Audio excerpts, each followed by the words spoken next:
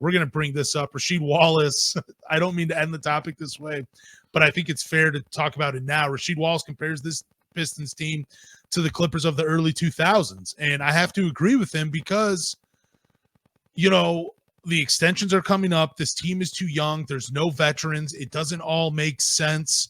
I mean, I'm looking at this old Clippers team, and it's so similar to the Pistons that everybody is under like 25 years old, and they have two players. They had two players on the team that they had three players on the team that had more than 5 years experience. And they only had two guys that were 30 or older. And it's so similar to this Pistons team. And I'll say it here. It does not make sense. You can't build a team this way in the NBA. Like, contracts come up. Guys have to get paid. You eventually have to trade someone to make some moves that help this team go forward. Yeah, I think, Rasheed was on Gil's Arenas podcast this past week, and they were asking him about the Pistons, obviously, because, he did win a championship with the Pistons in 2004, and they had a lot of success while he was here. But I think him comparing them to, like, the Darius Miles Clippers was so spot on. Like, if you remember those Clippers teams, they were really bad, and they really didn't amount to anything. And, we've talked about it. Like, they have stockpiled talent, but the talent doesn't, the puzzles don't fit. Like, when you have a puzzle and you're like, oh, this piece goes here and it doesn't fit, that's kind of like what the core is right now. Like, they're talented pieces, but the pieces just don't go together right now. And obviously that's not the player's fault. That's on the GM to try to build a proper team. Like I said, I think Sasser's talented. I think Cade's talented. Ivy, Asar, Duran, they're all talented players. It's just, you're not really building a team for these guys to win basketball games. You're not building a team for them to be successful. I mean, you could draft in the top 5 until you're blue in the face. If you're just drafting for talent and not fit to help this team get better, you can't go into a year 4 of a rebuild and draft for fit.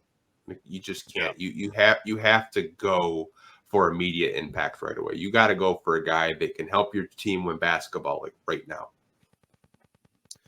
Yeah, and it just sucks because you look at the young guys, and I don't even think this Pistons team is as fun as those Clippers teams. I mean, they went 31-51 Darius Miles rookie year, and there's a handful of highlights we still see to this day from that team. I would have more fun watching this Pistons team if they were playing like that, or they were running up and down and they were just doing all these crazy lineups, just mixing and matching everybody. That would be a lot of fun. We're just not seeing it. And the reason it sucks is because there is a lot of talent on this Pistons team between those 4 players. And unfortunately, we're going to see some of those guys blossom on different teams and in different cities. And we're always going to have it in the back of our mind, like, damn, what if, what if we had kept those 4 together? And what if we had a GM that had built around those 4 and did it the right way? How promising would it be? Because some of these guys have personalities where it seems like they'd be willing to take a pay cut if the team was winning, if the team was heading in the right direction. And unfortunately, we're just not going to be able to see it. We are rooting for guys that will not be on this team in a couple of years. And that that breaks my heart as a fan. It really does.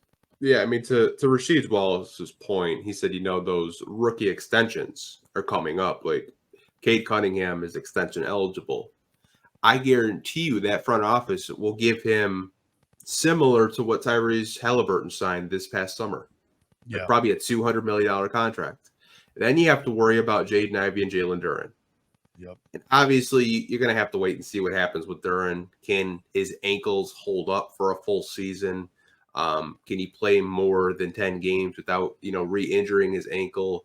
What are the plans for Ivy? Do the Pistons view him as a piece? Does Monty Williams see him more as a bench player? Don't know. And then, you have Asar Thompson, a guy that I think a lot of fans absolutely love because he gives effort out there 110% of the time.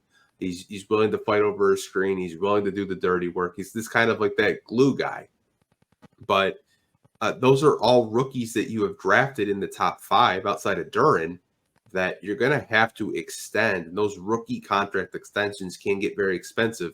We saw last year that the Pistons did not want to pay Saddiq Bey, so that's why they traded him to Atlanta in a 3-team trade with the Warriors and the Hawks, because they did not want to extend Saddiq Bey, because Saddiq Bey was asking for the $20 million range in terms of a rookie contract extension.